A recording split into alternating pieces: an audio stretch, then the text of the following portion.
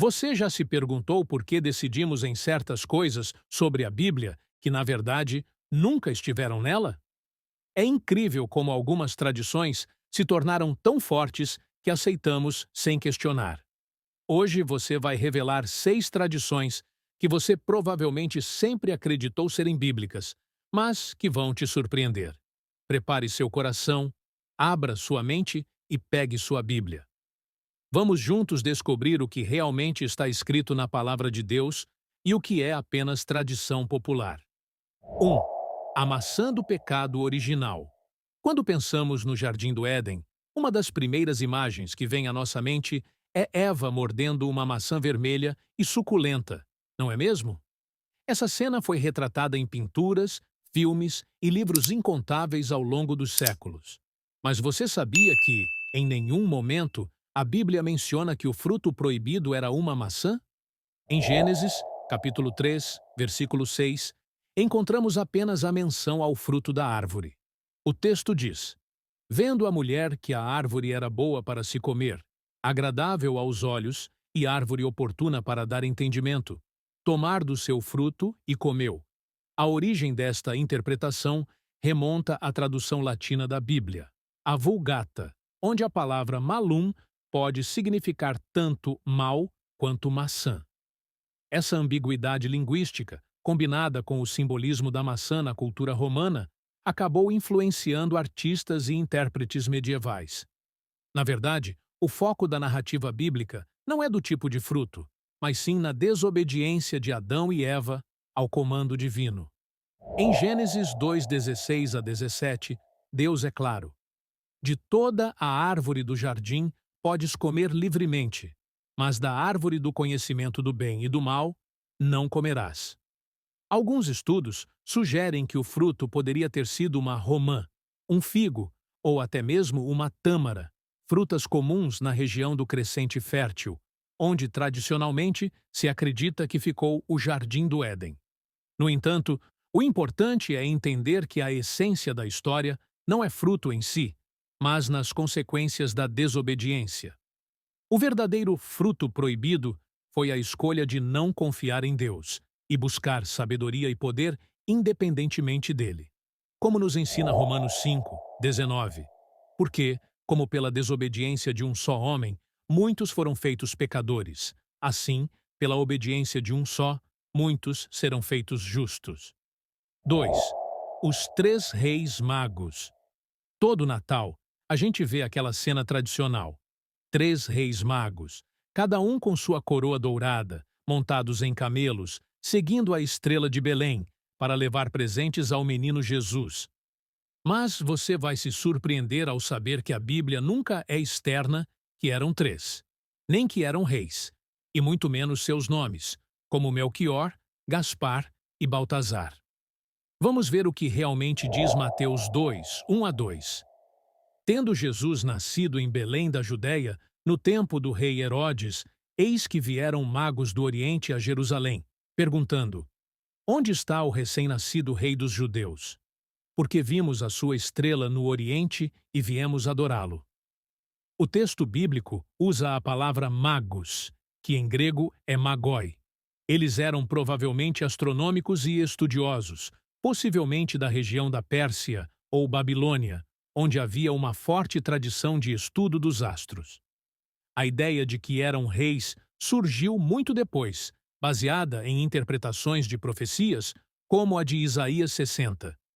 As nações se encaminharão para a tua luz e os reis para o resplendor da tua aurora. O número 3 surgiu, provavelmente, por causa dos 3 presentes mencionados: ouro, incenso e mirra. Mas poderia ter sido 2 magos trazendo 3 presentes ou 10 magos trazendo 3 tipos de presentes. A Bíblia simplesmente não especifica. E aqui tem outro detalhe interessante. Quando os magos chegaram, Jesus já não estava mais na manjedoura. Mateus 2:11 diz: Entrando na casa, viram o menino com Maria, sua mãe. Perceba, ele estava numa casa, não num estábulo. Os estúdios acreditam que os magos chegaram meses ou até anos depois do nascimento de Jesus. Os presentes que eles trouxeram foram extremamente significativos. O ouro representava a realidade, o incenso, a divindade, usado em inspiração, e a mirra, usada em embalsamento, simbolizava o sacrifício de Jesus. Como diz o Salmo 72, 10 a 11. Os reis de Tarsis e das ilhas trarão presentes. Os reis de Sabá e de Seba oferecerão dons, e todos os reis se prostrarão perante ele. Você gosta dessas revelações? Comenta aqui embaixo quais dessas descobertas mais te surpreendem até agora. E não esqueça de compartilhar este texto com aquele amigo que adora descobrir curiosidades bíblicas. O mais importante dessa história não é quantos magos eram ou se tinham coroas. O que realmente importa é que eles representem os primeiros gentios, não judeus, a consideração e adoração de Jesus como rei. Eles viajaram de muito longe, seguindo uma estrela, movidos pela fé, para encontrar e adorar o Salvador. Esta história nos ensina sobre perseverança na busca por Jesus, mesmo quando o caminho é longo. Terceira, Maria Madalena, como prostituta. Uma das ideias mais difundidas sobre personagens bíblicos é que Maria Madalena era uma prostituta antes de conhecer Jesus. Essa história aparece em filmes, livros e até em sermões. Mas você sabia que isso nunca foi mencionado na Bíblia? O que realmente sabemos sobre Maria Madalena? Lucas 8:2 nos diz: Maria, chamada Madalena, da qual vieram 7 demônios. Ela era uma mulher de Magdala, uma cidade próspera às margens do Mar da Galileia, e Jesus foi libertado de uma opressão espiritual severa. A confusão começou quando as pessoas misturaram 3 histórias diferentes. Maria Madalena, a mulher pecadora que ungiu os pés de Jesus com perfume. Na verdade, Maria Madalena era uma seguidora liderada por Jesus. Ela esteve presente nos momentos mais importantes do ministério dele. Foi uma das poucas que aconteceram ao pé da cruz. João 19:25. Ajudou no sepultamento. Lá Marcos 15:47. E foi a primeira pessoa a ver Jesus ressuscitado. João 20:16. Pense só. Jesus confiou a ela a mensagem mais importante da história: sua ressurreição. João 20:17 registra: Vai a meus irmãos e dize-lhes: Subo para meu Pai e seu Pai, para meu Deus e seu Deus. Então foi Maria Madalena anunciar aos discípulos: Vi o Senhor. O exemplo de Maria Madalena nos ensina sobre transformação e propósito. Depois de ser liberta, ela não apenas sofreu Jesus, mas se tornou uma das principais testemunhas de seu ministério. Como diz 2 Coríntios 5:17. Se alguém está em Cristo, é uma nova criatura. As coisas antigas já passaram, eis que se fizeram novas. Maria Madalena não precisa de lendas ou histórias inventadas. Sua verdadeira história bíblica já é poderosa ou suficiente. A transformação de Maria Madalena não foi de prostituta para seguidara, mas de uma pessoa espiritualmente oprimida para um líder espiritual. Quarto, o Natal em 25 de dezembro. Quando dezembro chega, o mundo inteiro se prepara para celebrar o Natal no dia 25. Árvores enfeitadas, presépios montados, luzes coloridas por toda parte. Mas aqui vai uma revelação que pode te surpreender. A Bíblia nunca contém esses dados para o nascimento de Jesus. Na verdade, existem várias acusações de que ele nasceu em outra época do ano. Vamos começar analisando o que a Bíblia realmente nos conta sobre o nascimento de Jesus. Em Lucas 2:8, encontramos uma pista interessante.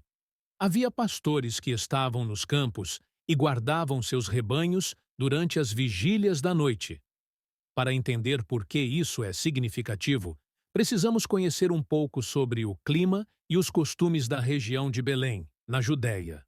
Dezembro é um período de chuvas e frio intenso. Os pastores daquela época não costumavam manter seus rebanhos nos campos durante as noites de inverno. Era uma prática que acontecia principalmente entre março e outubro. Os animais ficaram protegidos em abrigos durante a estação mais fria, especialmente à noite, quando as temperaturas despencavam.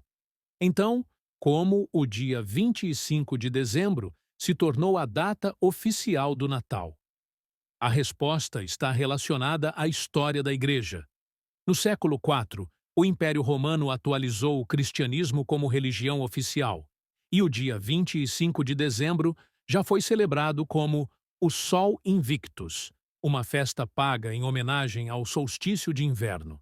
A Igreja escolheu esses dados para marcar o nascimento de Cristo, simbolizando que Jesus é a luz do mundo. João 8:12. Embora a data exata do nascimento de Jesus seja desconhecida, o mais importante é o significado por trás do Natal, a celebração da vinda de Salvador ao mundo. Como diz Isaías 9:6, porque um menino nos nasceu, um filho se nos deu.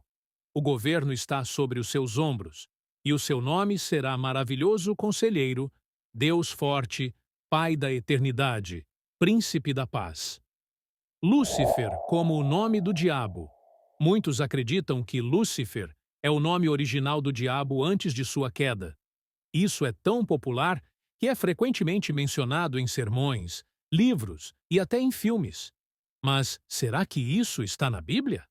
A palavra Lúcifer aparece apenas uma vez em algumas traduções bíblicas, como na versão Almeida Revista e Corrigida, em Isaías 14:12. Como caiu do céu, ó estrela da manhã, filha da alva, como foste lançado por terra, tu que debilitavam as nações. A confusão começa aqui.